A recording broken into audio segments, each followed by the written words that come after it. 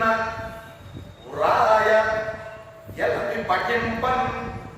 ఈ కథ ఆలాల భక్షణ చెప్పారు. ఆలాల భక్షణ కథ ఏలాగతి విన్న, వ్రాసిన, పఠించిన ఎందుకు వ్యాళానల వృచ్చికముల పాలై చెడరు గట్టి జనులు భయవిరహితులై.